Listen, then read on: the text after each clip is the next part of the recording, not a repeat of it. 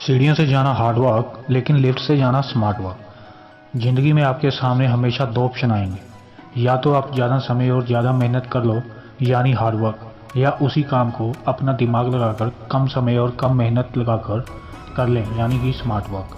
लेकिन ये बात आपने कई लोगों के मुंह से सुनी होगी, think out of the box, think out of the box यानी कुछ अलग सोचो। तो आज मैं आपको स्मार्ट स्टडी टिप्स बता रहा हूँ।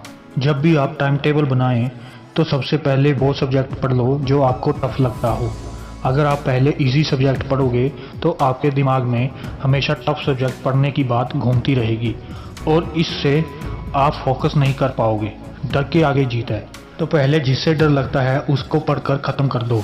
फिर उसके बाद 5 या 10 मिनट ब्रेक लीजिए और नेक्स्ट सब्जेक्ट वो होना चाहिए जो आपको पसंद है, जो आपको इजी लगता है। यहाँ पर आपको कोई भी स्लॉट आधे घंटे से कम का नहीं रखना है और 50 मिनट से ज़्यादा का भी नहीं रखना है।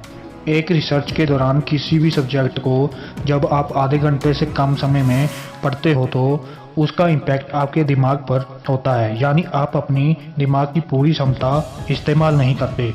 और यदि आप किसी भी सब्जेक्ट को 50 मिनट से ज़्यादा पढ़ते हो तो ये आपके दिमाग की क्षमता से कहीं ज़्यादा हो जाता है। आपका फोकस 50 मिनट बाद कम हो जाता है, आपको समझाना भी बंद हो जाता है और आपका पढ़ाई में मन लगना भी बंद हो जाता है। इसलिए किसी भी सब्जेक्ट को 50 मिनट से ज़्यादा कॉन्टीन्यूसली ना पढ़ें। 50 मिनट के बाद बीच में ब्रेक जरूर लो, और हाँ, ब्रेक केवल 5 या 10 मिनट का ही लो।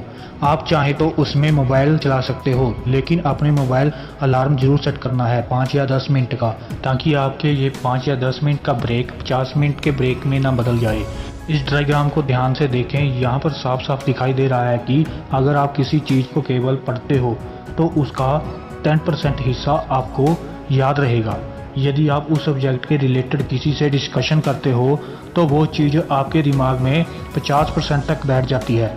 यदि आप उस टॉपिक को किसी को समझाते हो या पढ़ाते हो तो आपके दिमाग में वो चीज़ 90% तक याद रहेगी और पॉसिबिलिटी रहेगी कि आप उसे कभी भूलें भी ना। अगर वाकई में आप उस टॉपिक को याद रखना चाहते हो तो अपने क्लासमेट के साथ उस टॉपिक के जरूर डिस्कशन करें, और अगर पॉसिबल हो कोई आपसे रिक्वेस्ट करे उस टॉपिक को आप उसे समझाइए, क्योंकि अगर आप उसकी हेल्प करोगे तो उसके साथ साथ आपकी भी बहुत हेल्प हो जाएगी। वो कहावत तो आपने सुनी ही होगी कि कर भला तो हो भला। अक्सर स्टूडेंट अपने ही फ्रेंड से ये बात छुपाते हैं कि उन्होंने कितना पढ़ लिया।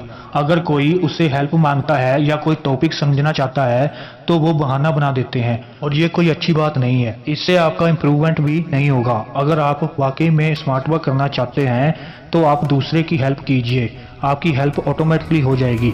वीडियो के अंत में इतना ही कहना चाहूँगा कि अगर आपको परीक्षा से डर लगता है तो ये बात याद रखो कि ज़िंदगी में हमें बहुत सी परीक्षाएं देनी होगी। यदि हम एक ही परीक्षा के नतीजे से मायूस हो जाएंगे तो हमें परीक्षा नाम से डर लगने लगेगा, जो कि हमारे लिए बिल्कुल भी ठीक नहीं है।